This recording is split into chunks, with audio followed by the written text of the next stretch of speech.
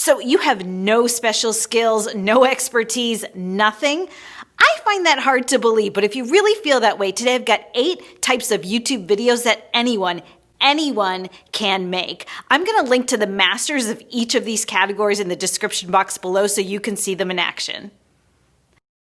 Number 1 is ASMR. ASMR stands for Autonomous Sensory Meridian Response, which means that some people get this like tingling feeling in their scalp or neck or spine when they're around a particular stimulus. So in YouTube, ASMR videos are people whispering or making crackling noises with props into a microphone. Now, people who watch these videos are very into them. They say that it makes them feel relaxed or tingly. And to make an ASMR video, all you need is a good high quality microphone so you can get that really great sound.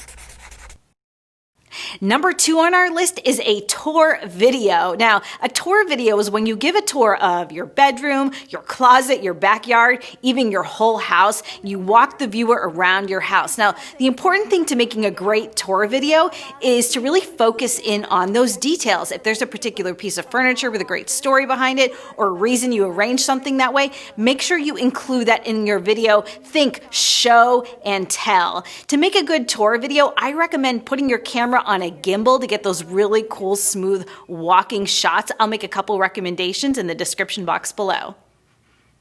The next video anyone can make is a haul video. A haul video is when you buy a bunch of items from a single store and then pull them out and show the viewer what you bought. The most common types of haul videos are try-on hauls, where you order a bunch of clothes from the internet and then you try them on in front of the camera and tell the viewer what you think about them. How do they fit? What's the quality like? And decide whether or not you're going to keep them. To make a haul video, all you really need is a credit card and a willingness to try on clothes on the internet. Another shopping video is called the First 3 Things Challenge. When you go online and buy the first 3 things that are advertised to you on Instagram or Facebook, these videos are shot in a couple different parts. First is when you are browsing the internet and placing your order, and the second part is when the products actually arrive and you get to open them up, either try them on or test them out, and give your thoughts on these products. Now, what's fun about these videos is that it's neat to see if the algorithm on Instagram or Facebook actually works and it gives you a product that you would genuinely be interested in. Plus, a lot of these advertisers are weird companies that you would never see anywhere else, and people are just curious about them. If you want to make a great First 3 Things video, all you really need is a good screen recorder so you can record your screen as you browse and purchase the items. Number 5 is from a very dark corner of the internet. It's called Mukbang. Mukbang is a South Korean trend where you just sit in front of the camera and eat an enormous amount of food and describe how it tastes and how you feel while you're eating it. Listen, I don't get it, but it's definitely a thing.